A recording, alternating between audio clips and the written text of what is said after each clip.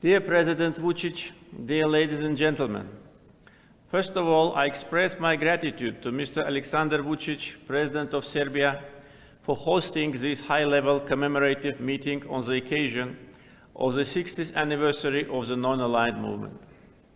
This initiative demonstrates Serbia's respect to its historical heritage and the NAM's principles. Since the establishment in 1961 in Belgrade, the NAM has played an important role in the international arena with its dedicated efforts for the sake of global peace, justice, solidarity in the world. Being the largest international institution after the UN General Assembly, the NAM is considered a genuine example of multilateralism, with its cross-regional membership uniting 120 countries from diverse historical, political, and cultural background. The historical Bandung principles, such as the respect for the sovereignty and territorial integrity, refraining from acts of aggression, and the non-interference in the internal affairs, lie at the core of the NAM. Those principles remain valid and essential in the current international relations. If the Bandung principles were upheld by all states, we would not observe the wars and conflicts. The violation of the territorial integrity of states with the use of force is totally unacceptable. Azerbaijan fully supports the principles of sovereignty and territorial integrity of all countries. In order to contribute more to strengthening peace, security, international law and justice, Azerbaijan decided to join NAM family in 2011.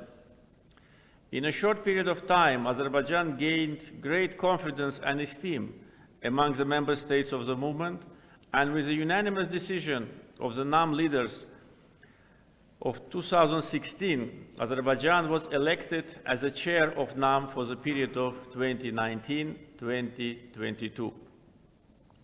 At the 18th summit of NAM, held in Baku in 2019, I stressed that Azerbaijan would build its chairmanship priorities and activities on the basis of Bandung principles and resolutely defend the justice and norms of international law. Azerbaijan conducts fully independent domestic and foreign policy and effectively neutralizes all attempts of foreign interference into its internal affairs. As the world was hit by COVID-19 pandemic in early 2020, Azerbaijan took its role as a chair of the movement responsibly and undertook serious efforts to ensure the movement's adequate and timely response to the challenges caused by the pandemic. Azerbaijan put forward a number of initiatives to consolidate global efforts against the pandemic. We initiated and held the NAM online summit at the level of heads of state and government in May 2020. As a practical outcome of the summit, a database encompassing the basic humanitarian and medical needs of NAM member states was created, and the World Health Organization uses the database as a reference point for identifying the existing needs of NAM member states in addressing the pandemic. Further to my suggestion at the summit, which was later supported by more than 150 UN member states, the special session of the UN General Assembly in response to coronavirus at the level of the heads of state and government was held in December 2020.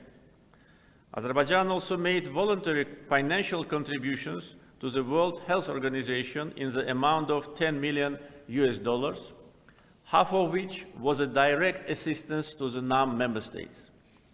Furthermore, we provided direct financial and humanitarian assistance to more than 30 countries, including NAM members, to support their fight against the coronavirus. More than 150,000 doses of COVID-19 vaccine have been donated by Azerbaijan to 4 countries free of charge. Azerbaijan has been vocal in expressing its discontent against the stockpiling of vaccines by some wealthy countries and the vaccine nationalism. Such actions prevent most of our fellow NAM countries from protecting their population. The disparity in vaccine access is huge. According to international reports, while more than 75% of the world's vaccine doses have been purchased by 10 wealthy countries, the vaccine coverage of low-income countries is less than 2%.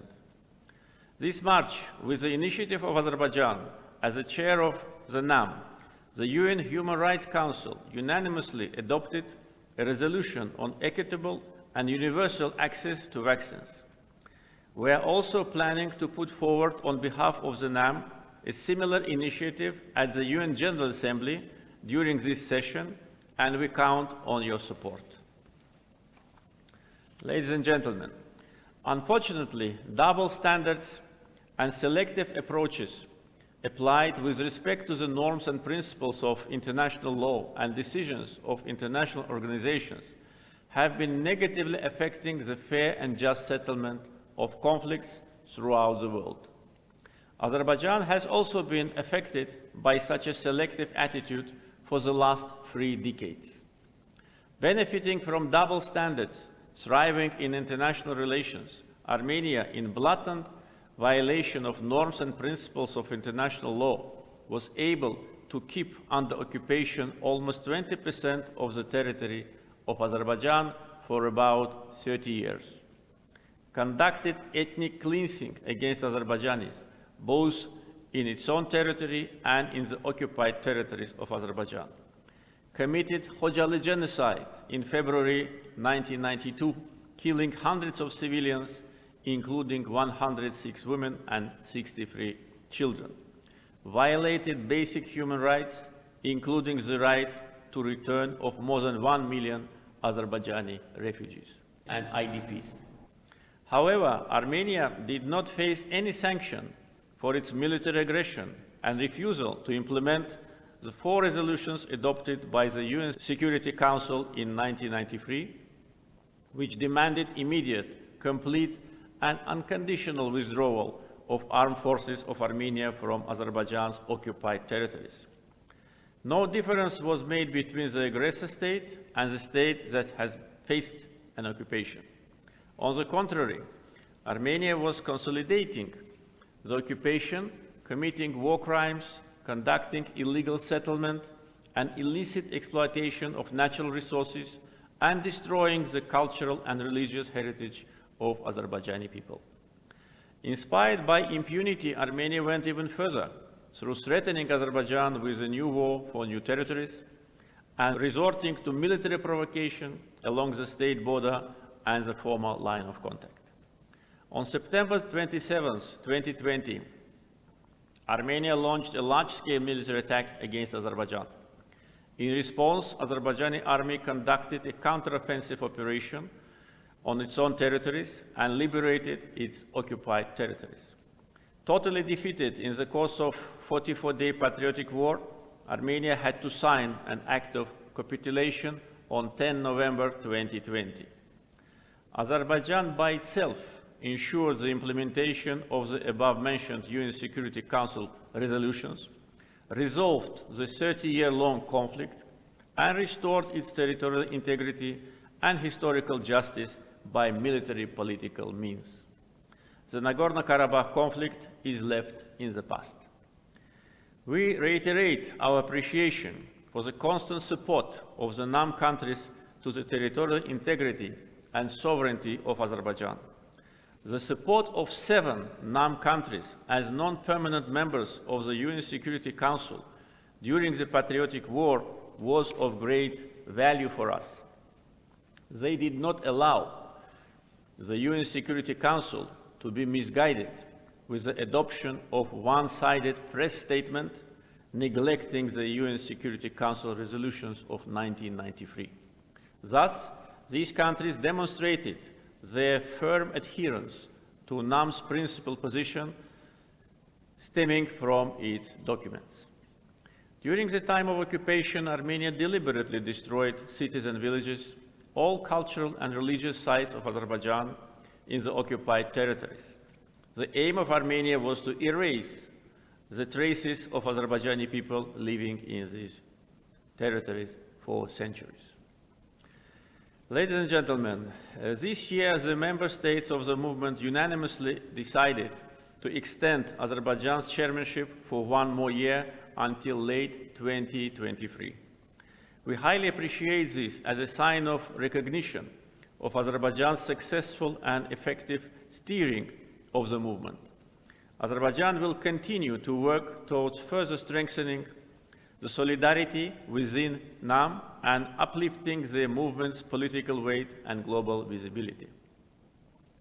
We have suggested convening a high-level meeting of the NAM member states to exchange views and formulate the position of the movement concerning the post-COVID-19 period.